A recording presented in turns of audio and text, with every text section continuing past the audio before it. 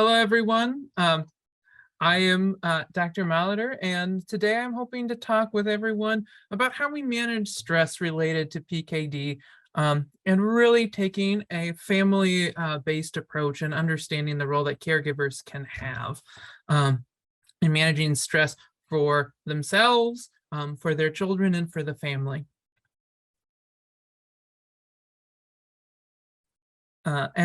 With each presentation, this is intended to be educational, and a lot of the perspectives here represent my personal perspective based on my experience and expertise. I also want to make sure to note that I do not have any conflicts of interest to note for this presentation. I will be briefly mentioning a couple of resources that do require a purchase to use the resources. I do not benefit from those resources or have any intellectual property associated with those resources. So I am currently an assistant professor of pediatrics at the Medical College of Wisconsin, and clinically I serve as a pediatric psychologist for the Children's Hospital of Wisconsin in Milwaukee. I completed my doctoral training at Virginia Commonwealth University and completed a postdoctoral fellowship at the University of Minnesota Medical Center. My goal today with the presentation is to really move through a linear discussion about stress, starting with how we understand where stress comes from, common sources, and some of those more unique sources when we are caring for a child with a chronic disease like PKD. Then we'll talk about how we can manage stress, really taking a 30,000-foot view of more broad strokes rather than really focusing on lots of specific details or strategies. But I will be spending a little bit of time discussing how caregivers can advocate for their children in several different situations as a way to help manage family stress. So as we start the conversation, I want to try to make sure we're all on the same page about how we think about stress, because stress is one of those words that can carry a lot of different meanings. And it's understandable because stress is a really subjective emotion. The way I perceive and understand stress is different than how you may perceive and understand stress, which can differ from how another person can do that. I broadly want to take a really wide definition and be as inclusive as I can. So stress is really about feeling overwhelmed due to emotional, mental, or physical pressures. So really feeling forces acting upon us that increase our emotional distress, increase our mental distress, and can impact our physical well-being. It's important to know that when I'm talking about stressors, we could be talking about them externally. There are certainly a number of external stressors and pressures in the world, whether it's from our jobs, from our social circles, from changes in society, from changes in our community. It can come from all levels, but there can be some internal sources of stress as well. I often think about the expectations that caregivers place on themselves to be the best possible caregiver, the best possible parent, the best possible employee at work, the best possible friend, and how caregivers then judge whether they're meeting those goals or not. That can be a form of stress, especially when we set really high expectations and we feel like we aren't meeting them. Stressors can also be very acute things that are just short. So when we think about, if I can just get through to this deadline and get to it, it'll be all better. Or if I can get to the end of the school year, we often think about those acute stressors. But there can be very chronic stressors in our lives as well. An illness, a chronic illness such as PKD, is certainly something that is going to be a factor in our lives for the duration, and something that we'll be thinking about and putting into the calculus of our lives from day one forward. It's also really important to note that the stressors that affect us most severely or come to the front of our minds really vary, and it depends on a person's own individual characteristics and situations. It depends on the environment that they're living in, so how the family around them approaches the stressor, how their community or their school may approach the stressor, how their social circles approach the stressor, and how larger levels, how governments, how societies approach those stressors as well. It also depends on a person's developmental age. The things that stress parents and caregivers are not necessarily the same things that stress adolescents, are not the same things that stress a child. So I think it's really important to remember that what our biggest stressors are often vary from when we're 7 to when we're 17 to when we're 37 to when we're 70. One thing that is more consistent, though, is the fact that stress can really have a negative effect on caring for a chronic illness. It can really make it more challenging for families. There's good research that suggests that when unsupported, increased levels of stress can lead to poorer child health outcomes. This can come directly through methods such as decreased adherence to daily medical cares, because we may not be able to maintain those medical regimens as a family. We may have difficulty attending appointments or making clinical lab appointments.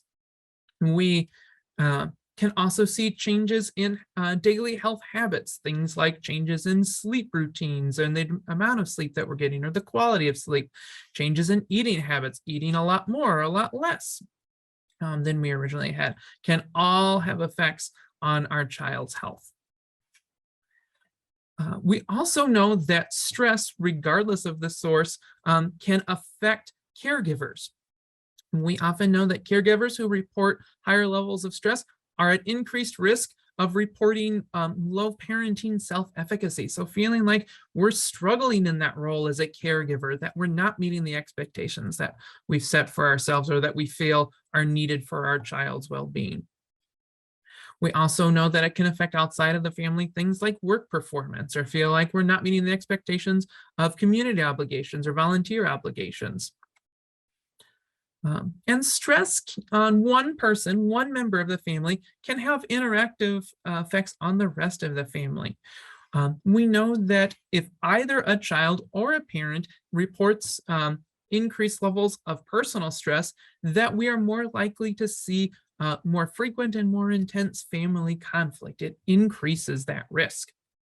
We also know that parenting stress, so stress that caregivers experience, can affect a child's response to interventions, because when we are taking care of a child's physical or emotional health, parents are going to have a strong role in that intervention. We often rely on parents from the basic task of getting the child to those appointments to the more intensive task of helping the child engage in skills or to complete homework or to follow through with the recommendations made. And so parent stress can certainly affect how a child responds to those interventions or those recommendations. And while we certainly know that stress increases the likelihood of these outcomes or increases the risk for these poor outcomes, I do want to emphasize that experiencing stress does not guarantee that those are going to be the outcomes that a child or a family will experience. Many families do find ways to adapt, to balance out that stress, to support the child, to support the caregiver. And we will discuss how we can do that, but it is not a guarantee. Experiencing stress is a universal human experience, and one that we often find a way to overcome and adapt to. One final note about the sources of stress is to really understand the role that a chronic illness can have as a source of stress for both children and caregivers. Oftentimes there are really clear stressors that occur, and we can connect those dots, especially with acute stressors. The time of initial diagnosis is often a time that families report higher levels of personal stress as we try to process that diagnosis, try to understand what it means for our families and our futures. If there are hospital admissions, that is again another time where families, patients, caregivers, others often report increased stress with a really clearly defined event. Sometimes, though, that connection can be more ambiguous. And there are a number of ways where it might be more difficult to connect those dots. One that I often think about is with medication side effects. If it's something like difficulties with gastrointestinal distress. So we have difficulties going to the bathroom, but we're not sure why, what's maybe causing these stomach aches or these headaches. Those sorts of concerns can increase our stress, but we might not necessarily tie it to our chronic illness because we may attribute it to other factors. Maybe we feel like we're experiencing another illness. Maybe we feel like we're experiencing increased expectations at school or at work.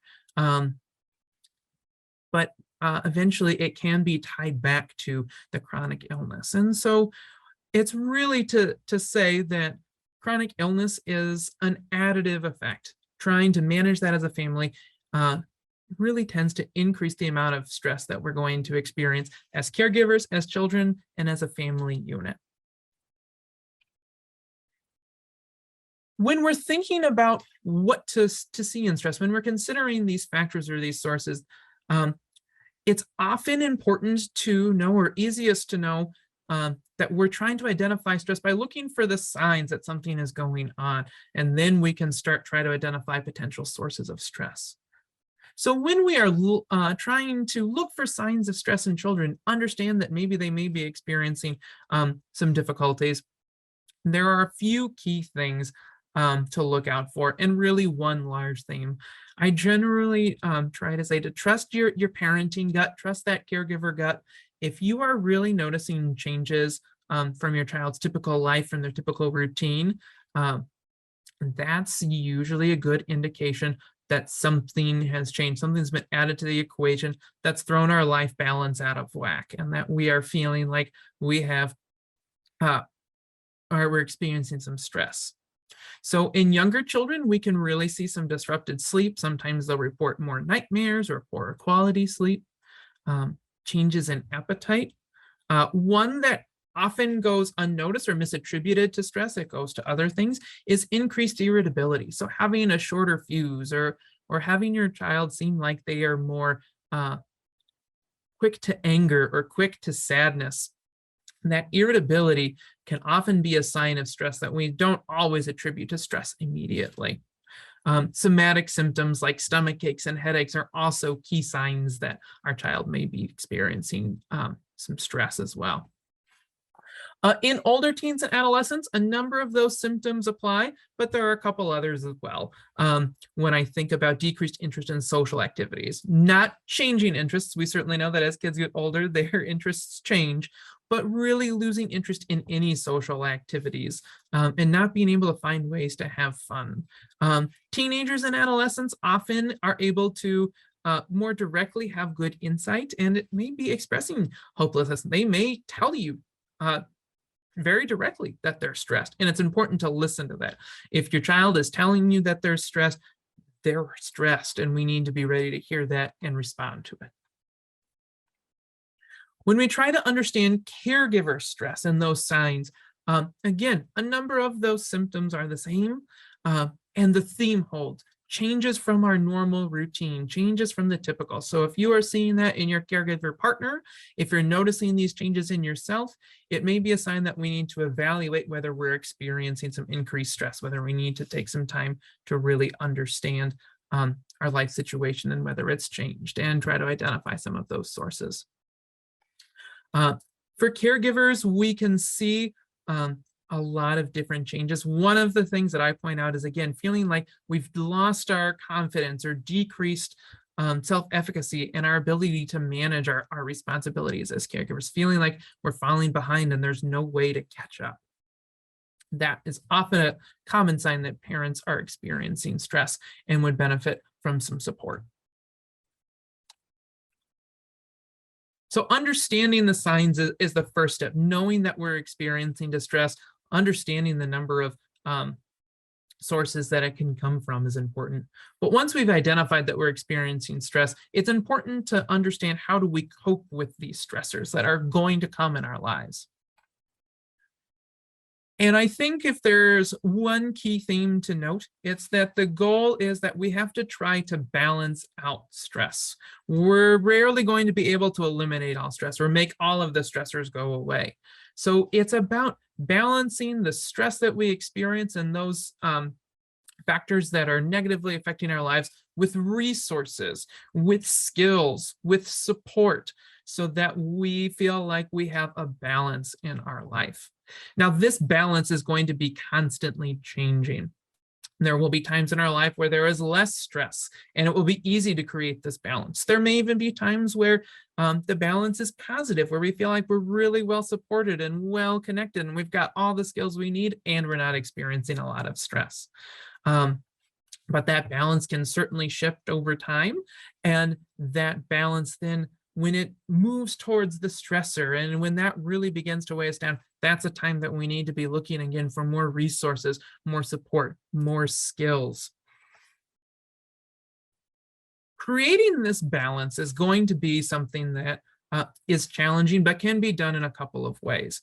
One way, and I won't spend a lot of time talking about it, is to remove those stressors. It can be possible in some situations. It often requires some creative thinking and some compromise. The example that I frequently think about is if a child is falling behind in their schoolwork due to illness, so they've missed several days of school, or perhaps they've had a hospitalization that's kept them out for an extended period of time. We may be able to work with teachers or other school staff to reduce homework loads or to modify assignments to really kind of remove the stress that a child would be experiencing in that situation. But it requires the buy-in from others, and it requires some good advocacy on our part as caregivers, so that we can help alleviate that stressor. Unfortunately, it's not possible to remove that stressor in a lot of circumstances. It's going to be there. And so we have to balance the scale instead by adding resources. And what I mean by adding resources is, again, broad. Oftentimes when we think about adding resources, we think about really formal things. I need to go to a parent support group. I need to go to individual therapy. I need to start going to a local yoga class to get myself right. It can be these very formal things that we think about. Those things are often helpful, and parents find them helpful. But they are by no means the only resource that can help create the balance. There are many informal resources that can help create that balance, whether it's working to develop and maintain a healthy exercise routine, whether it's attempting to create more balance through self-care activities, which I know is a buzzword that sometimes frustrates parents, and is important nonetheless. So taking some time for ourselves, finding that moment in our days to reset and restore. We can also add resources through skill development. So learning how to manage stressors or reduce the impact of the stress. If we can't make the stressor smaller or remove the stressor, our next goal can be to reduce the impact of the stressor. That can be important for both external stressors, so learning how to potentially navigate systems that are creating stress more effectively. It can also be important for internal stressors. That's where something like support groups or therapy can be helpful. If it requires us learning different strategies to manage anxiety or manage negative thought patterns, so that we can put ourselves in the best headspace possible, the best mental and emotional space to be the caregivers that we want to be. One of the best advantages of really adding resources versus seeking to remove stressors is that those resources can be helpful for current stressors and for future stressors. As we learn skills, we get to keep them. As long as we maintain them and keep them sharp, they can be helpful for the rest of our lives. And that is a value where, again, that balance may be shifted more positively in times where there is less stress. We can stay ready. We can keep those resources close by in the event that our stress becomes more burdensome again, and we need to balance out that scale. It is important to note that oftentimes adding resources means we may have to spend some resources often time and money, which is limited for many families and many caregivers. And so we may have to prioritize or find ways to maximize the resources that we get. Often, though, these are strategies that give us good benefit, and we get a good return on our investment for our time and our money if we're adding these resources to help manage stress within our family. Now, what kinds of resources can we be looking for? The lists are endless, and I chose to focus on a few strategies that are hopefully going to minimize that external money resource as best as we can, but will certainly take some time on the part of the caregiver, but again, I think is a good return on our investment.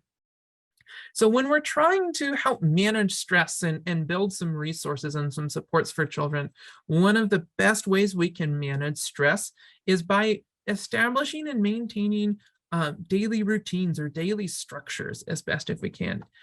If children know what time they're going to be waking up, what time they're going to bed, if they've got a good idea of the general routine, if they know, I'm going to come home and there's going to be an opportunity for me to work on homework. There's going to be a consistent time that I sit down with my parent and talk about taking medications, or we review dietary goals. If we've got those set, can be really beneficial. If we're doing it each day as consistently as possible, it builds in that predictability. And predictability is often the antithesis of stress. If we know what's coming and it's consistent and we can expect and anticipate it.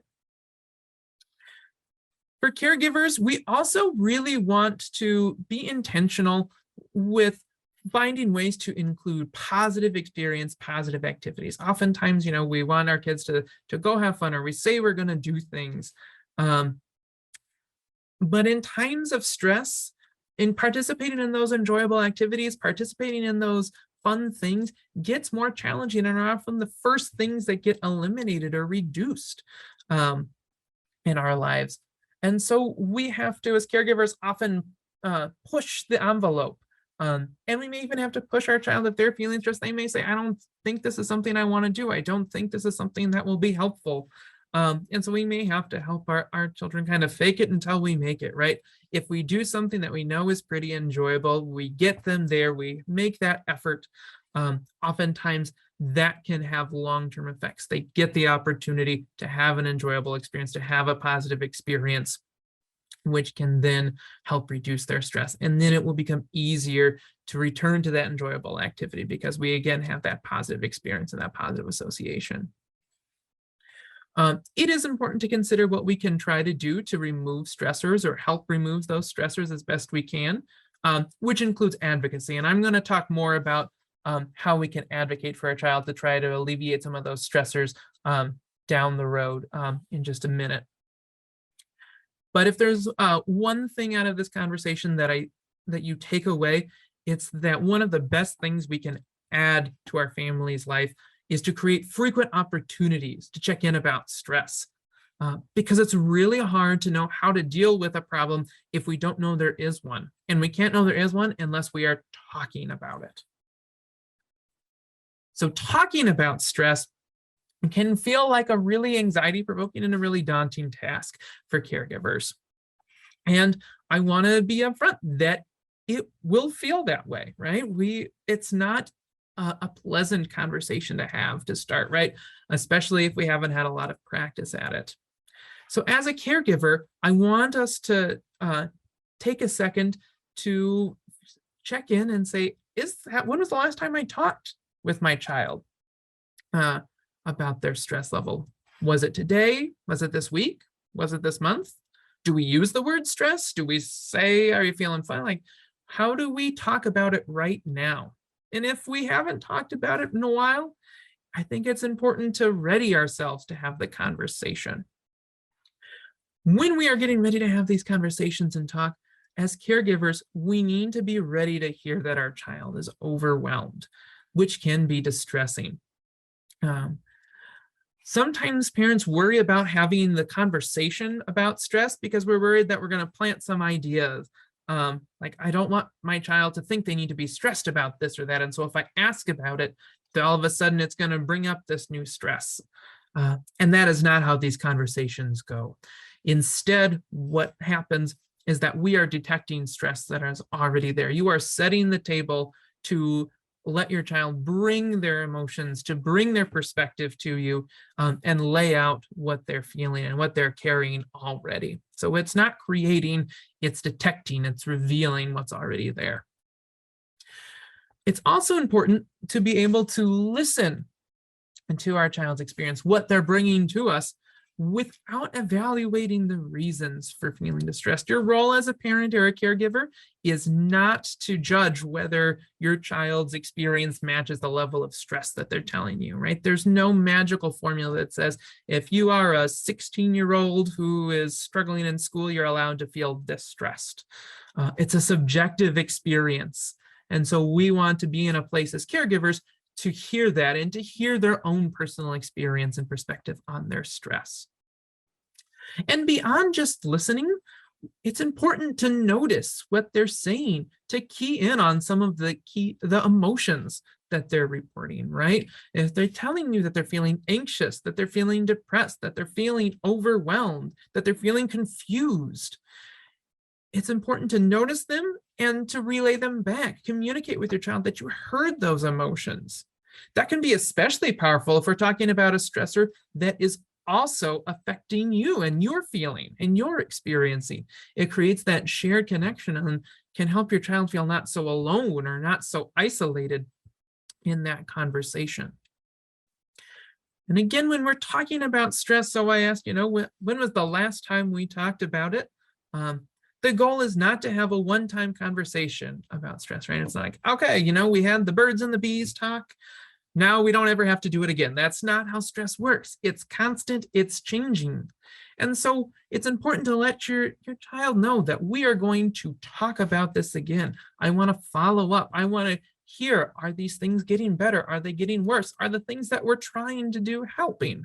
So we want to make sure that we can establish, again, a routine, something consistent. We're going to talk about this again each day. We're going to talk about this each week. We're going to do it after dinner so that we can create the time and the space for you to be heard. All right. There are also some strategies for caregivers that I like to discuss when it comes to managing stress, because again, stress that you experience can have an effect on yourself, on your child, on the family as a whole. With caregivers, I think the biggest thing to remember is that we need to set time aside to really do things for your whole self. Your role as a parent, as a caregiver, is undoubtedly one of the roles that you cherish and value and view as incredibly important. And I don't want to take that role away from you. I don't want to diminish that role. I want to celebrate it. It's really important. It is not your only role. You are a whole person. And we want to make sure that we are taking care of each part of you.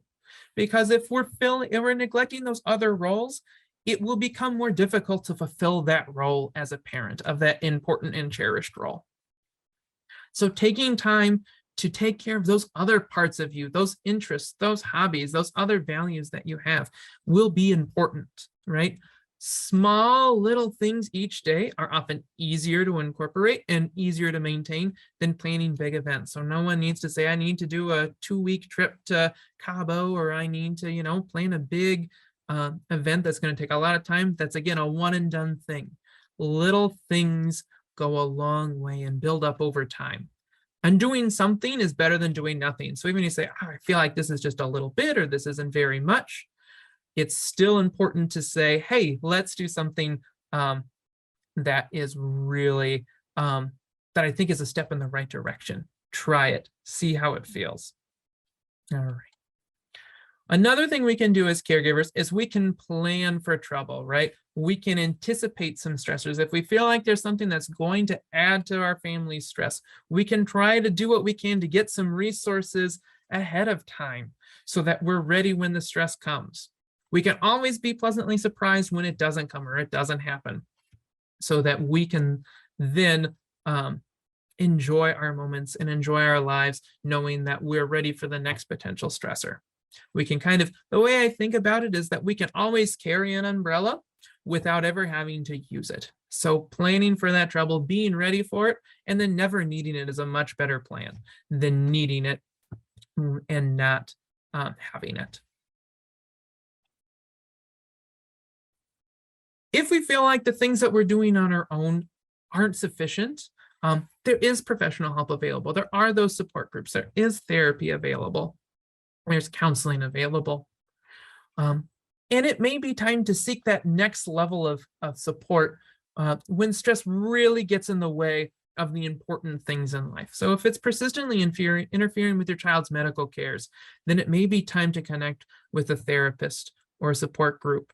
If it's really stress is really starting to interfere in that daily life, school, work, those enjoyable activities, it may be time. If it's starting to affect our relationships with others, or it's starting to affect our relationship with ourselves, our self-esteem, that can be another sign that it's time to seek out that next level of support. You do not have to feel like you're in crisis or that you've exhausted every other option before seeking counseling or professional support. Again, it's another good tool to have and can help balance that scale earlier versus later in the process.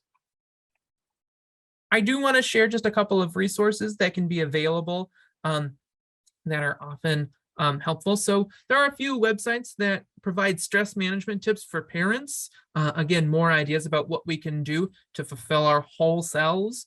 A couple of these are really helpful. There's also the National Parent Helpline, which you can always call and is staffed 24/7. That can again provide some support and some guidance if we're feeling truly distressed and we're looking for some help about identifying that next step. There are a couple of apps if we're looking for kind of formal or informal mindfulness, deep breathing, all of those things that caregivers have often heard about and wondered whether they should try. Both the Calm and Headspace apps do require eventually monthly subscriptions. There are also apps that I've generally heard good feedback from patients, children and parents alike. So they are ones that I tend to feel are helpful. They are by no means the only app available. All right. So I want to finish today by talking a little bit about how we can advocate for children with any chronic illness, and more specifically PKD, and really understanding what it means to advocate. So this is something we can do as caregivers to help potentially reduce the stressors that our child is experiencing or that our family is experiencing.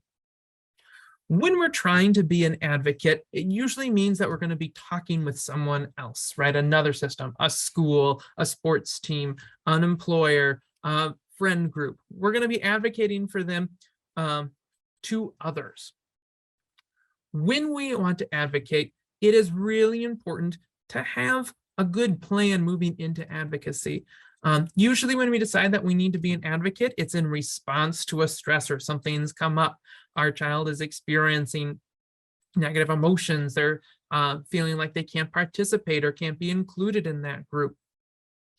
And so as a caregiver, that can put us in a really emotion forward place. And if we go in trying to advocate emotion forward, it can backfire because we're coming in without a plan.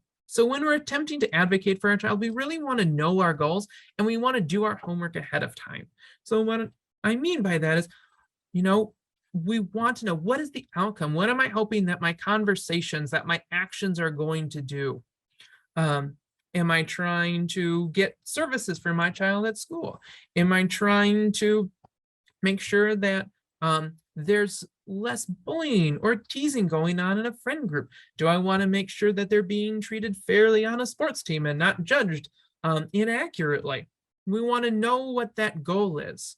We want to have our plan A and our plan B and our plan C ahead of time. What am I going to try first? What am I going to try next? Then what? Having that plan is going to help you in those early interactions, because it will help you potentially feel less discouraged if the plan A doesn't work because we have other options.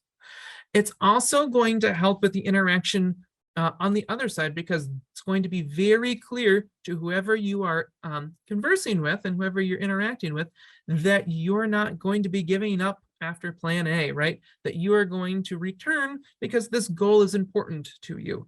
This goal is important to your child. And so you're going to fight for it, and you're going to continue working until you get something that will lead to a positive outcome. It's important to be pleasantly persistent when we're advocating. Pleasantly persistent being that we are really focused on trying to, again, say, I'm coming back, but doing it in a kind way. We can be both strong and kind to those we interact with, because oftentimes we will need to advocate in multiple instances. So we're going to need to come back and speak with those same folks again. When advocating at school, it's especially important to start a conversation at the beginning of the year. So doing it before problems come up, it's going to help us advocate more strongly at school. We can also work to identify an ally at school, a counselor, a principal, a teacher, anyone who could potentially be a champion for your child, and someone on the inside can be a very strong benefit to your child and a strong resource that we can take advantage of. When we're working on advocating for our child, I really encourage incorporating things and making them formal, right? So if there are goals we're working for, getting things in writing is especially important at school. All right. It's also important to advocate in social situations to help understand our child's wishes. How do we want to do things? How do we keep things with them centered, right? What do they want? What are they looking for? This can be especially important when we consider how their child wants to present their illness to others. How do they want to talk about it? How frequently? How much information? This is going to be important so that it has the best outcome for our child. In peer interactions, if there's concerns about teasing or bullying, it's often important to make sure that we're approaching parents or adults before we approach peers to see if there's a way that we can, again, get an ally, get someone on the other side to help if we're advocating for our child in the event of teasing or bullying. In family interactions, whether it's with relatives or others, I think it can be really helpful to consider yourself as kind of the point person for medically related discussions. So those relatives that maybe we don't see as often, who ask a lot of questions, encouraging them to come to you first rather than your child can be very helpful in reducing some of that stress, especially for young children or when we're early in the diagnosis or early in our medical journey, can be especially helpful. All right. When we're considering what we can do to help advocate, there are a couple of laws that are designed to help children with chronic illnesses, specifically the Americans with Disabilities Act and the Individuals with Disabilities Education Act. Both of these laws are designed to help our children be successful and provide some guidance and some supports for doing so in interacting with schools. It's also important to know that many states have organizations that are designed to help parents advocate for their child's needs.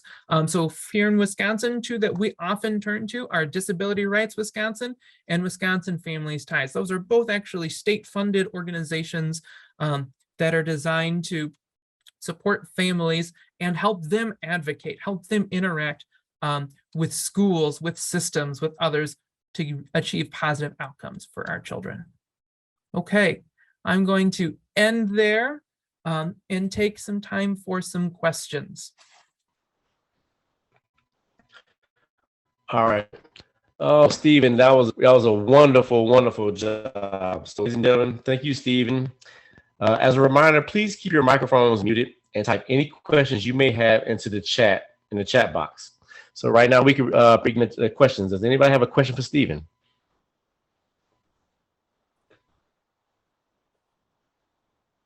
Well, we have a shy crowd. Okay. That's all right. Well, Stephen, I would like to say that, I love your presentation. I think it was phenomenal as far as, certain points that you hit as far, especially with dealing with stress levels. I think here in time with COVID and et cetera, we all have experienced a different stress level We won't get political, but so I mean, I think that's wonderful. Sure. Thank you so much. I appreciate that. Yeah, and I think that it is important to recognize when we're talking about stress, right? The balance that comes up, right? A lot of Yes. these stressors are difficult to remove on a one-to-one level, right? Yes. We can't unfortunately change laws overnight. We can certainly advocate and try to do that at a system level.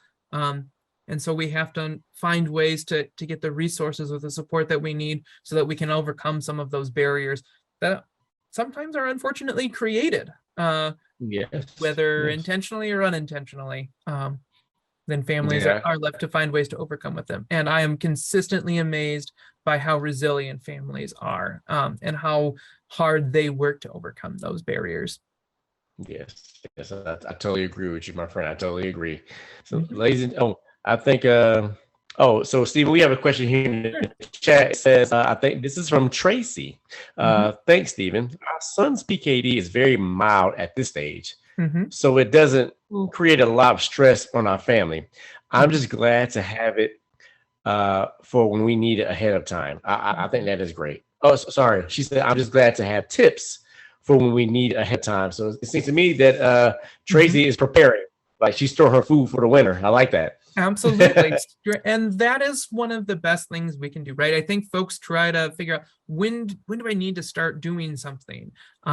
We can always start doing things. Again, having the tools in the toolbox that we need, right? We fill it up.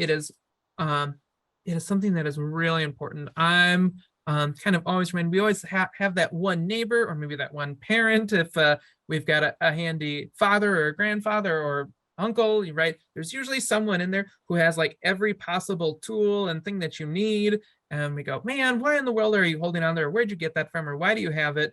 And then a couple of years down the road, we go, oh, I need this really specific tool or thing. And they can go right into that toolbox, right into that shed and pull out what they need.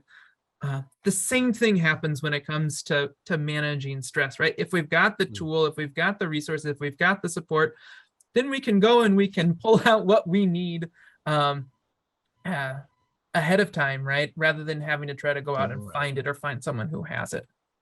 I truly agree with that. Yeah, you have to have the mentality of the ant who prepares them food before the winter. We have Mhm. another question in chat from Yeah. Cindy Myers. Thank you, Cindy.